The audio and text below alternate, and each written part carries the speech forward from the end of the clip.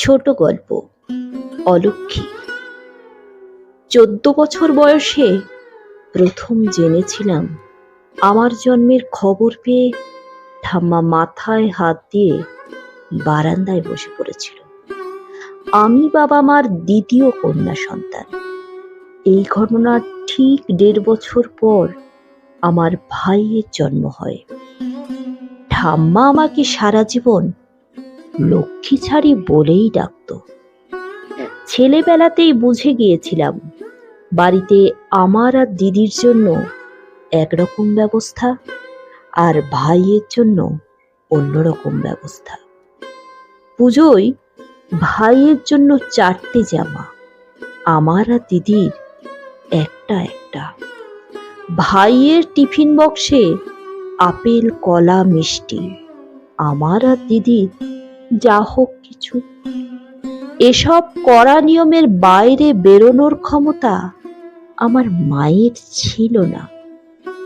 দিদিও কখনো নিয়ম ভাঙার চেষ্টা করেনি, কিন্তু আমাকে বারবার ঠাম্মার কাছে শুনতে হয়েছে, এ মেয়ের ভীষণ নোলা, ভীষণ লোক, এক্কেবারে অলক্ষী এসেছে কোত্থেকে। তবুও আমার বায়নার অন্ত ছিল না। মা মাঝে মাঝেই আমার বায়না মেটাতো, সবাইকে লুকিয়ে পয়সা দিয়ে। দিদিকে কখনো কিছু চাইতে দেখিনি। আমি তখন ক্লাস 6-এ পড়ি। স্কুল থেকে বাড়ি ফিরে দেখি মার মুখ থমথমে। কিছু একটা হয়েছে আন্দাজ করতে পারছি। সন্ধ্যাবেলা পড়তে বসে দিদি বলল, তুই মাকে এত বিপদে ফেলিস কেন?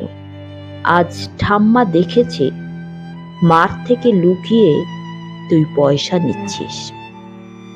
আমার থেকে 3.5 বছরের বড় দিদি সেদিন আমাকে বুঝিয়ে দিয়েছিল এ বাড়িতে মেয়েদের কি কি করতে নেই।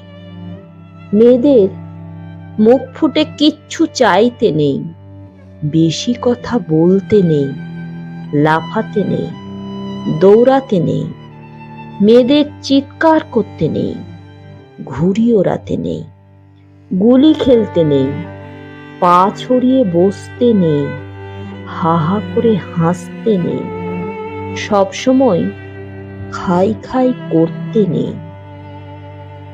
অবাক হয়ে সেদিন আমি নেই এর ফদ্দ শুনেছিলাম। দিদিকে অবশ্য খুব বেশি দিন নেই মানতে হয়নি। আমার রোগা ভোগা দিদিটা বিয়ের ধকল সামলাতে পারেনি।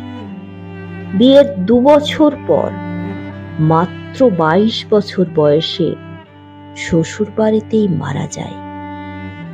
সেদিন প্রথম আমার মা সারা দিন বিছানায় শুয়েছিল।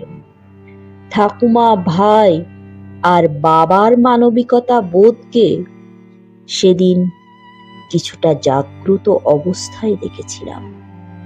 সারা দিন কেউ মাকে ফরমাস করেনি। সত্যি বলবো, এত দুঃখের দিনেও সেদিন আমার ভালো লাগছিল। একটাই কথা ভেবে আমার কাক ভরে ওঠা মা এই সুযোগে একটা পূর্ণ বিশ্রাম তো পেল। কলেজে এক অধ্যাপক ফাঁকা ক্লাসরুমে আমার এক বান্ধবীর হাত চেপে ধরেছিল। ব্যাপারটা প্রিন্সিপালকে জানাতে গেলাম। তিনি বললেন, গার্লস কলেজে এসব হয়েই থাকে, এ নিয়ে বেশি শোরগোল করো না, আমি দেখছি কি ব্যবস্থা নেওয়া যায়। তিনি যে কি ব্যবস্থা নিয়েছিলেন আজও জানতে পারিনি। কিন্তু আমার ভাই ব্যাপারটা কোনোভাবে জেনে আমাকে বিশেষ ব্যবস্থা নেওয়ার জন্য পরামর্শ দিয়েছিল। বাবার সামনে দাঁড়িয়ে সে সোজা ভাষায় আমাকে বলল, তোর আর সেজেগুজে কলেজ যাবার দরকার নেই, বাড়িতে পড়ে পরীক্ষা দে। আমি তো দিদির মতো লক্ষ্মী মেয়ে নই, তাই অন্যের করে দেওয়া ব্যবস্থা আমার পক্ষে মানা সম্ভব হয়নি। আমার মেয়েবেলার আর এক দিনের কথা খুব মনে পড়ে। বাড়িতে কি একটা পুজো ছিল। দিদি মাকে রান্নাঘরে সাহায্য করছে। ঠাম্মা আমাকে ঠাকুর ঘরে নিয়ে গিয়ে প্রসাদ, ঘট, ফুল, বেলপাতা সাজানোর প্রশিক্ষণ দিচ্ছে। পুজোর জোগাড় শেষ হলো, আমার শিক্ষাও সম্পূর্ণ হলো, কিন্তু আমার চোখ তখনও আটকে আছে নারায়ণের জন্য সাজানো প্রসাদী নৈবেদ্যের থালায়। নৈবেদ্যের চূড়ায় চূড়ামণি হয়ে বসে আছে বেশ বড় সাইজের একটা নলেন গুলের সন্দেশ। যথাসময়ে পুজো শেষ হলো। মা প্রসাদ ভাগ করার তোড়জোড় করছে। হঠাৎ সব কিছু সরিয়ে সবাইকে অবাক করে আমি সেই মহার্ঘ সন্দেশ ছোঁ মেরে তুলে নিয়ে মুখে পুরে দিলাম। মুখ ভর্তি সুস্বাদে আমি তখন আবির্ভূত। হুঁশ ফিরল যখন সন্দেশ ভরা গালে মায়ের প্রচণ্ড এক চড় এসে পড়ল। আর ঠাকুমার প্রভূত গালিগালাজ থেকে বুঝলাম নৈবেদ্য যতই আমার সাজানো হোক, সেই প্রসাদের সিংহভাগের অধিকার বাড়ির পুরুষ সদস্যদের। দুগালে মায়ের 5 আঙুলের দাগ নিয়ে কখন ঘুমিয়ে পড়েছি। অনেক রাতে মায়ের ছোঁয়ায় ঘুম ভাঙল। অভিমানী রাগে মুখ ফিরিয়ে শুয়ে রইলাম, কিন্তু আমার চুলে হাত বুলাতে বুলাতে মায়ের অসহায় কান্না কোনো দিন ভুলতে পারিনি। মরার সময় ছেলের হাতে জল না পেলে স্বর্গবাস হয় না। ঠাম্মার এই কথাটা বাবা মনে প্রাণে বিশ্বাস করত। ভাই ছিল আমার বাবার সেই স্বর্গবাসের ইনভেস্টমেন্ট। আমার ভাই বর্তমানে ব্যাঙ্গালোরের এক বহুজাতিক সংস্থায় কর্মরত এবং বিবাহিত।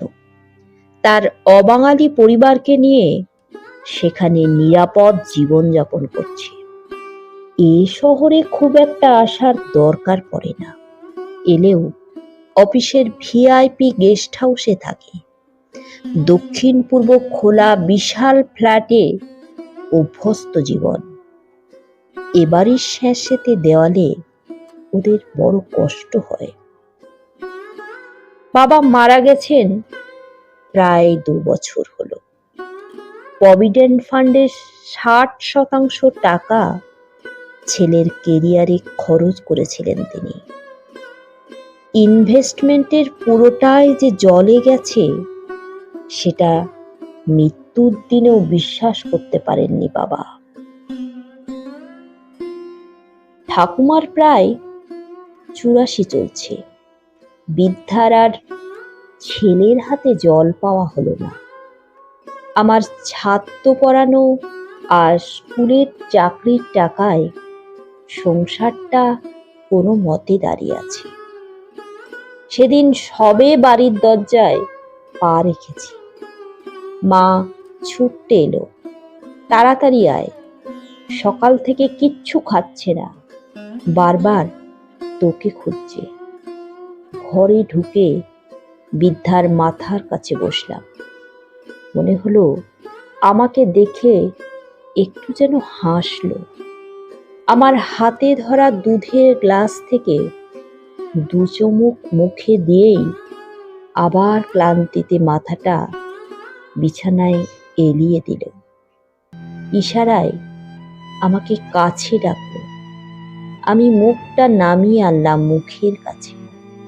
খুব আস্তে, প্রায় নিভে যাওয়া কণ্ঠে ঠাম্মা বলল, লক্ষ্মী ছাড়ি, বিয়ে করিস, তোর মেয়ে হতে ইচ্ছে হয়। আর বুড়িটাকে ক্ষমা করে দিস। মা আর আমি সেদিন সারা রাত জেগে বসে রইলাম। সারা রাত ঠাম্মার বন্ধ চোখ থেকে গড়িয়ে পড়া জল মুছলাম। এতদিন পরে বৃদ্ধার কাছে আমার অলক্ষী নামটা সার্থক হয়েছে।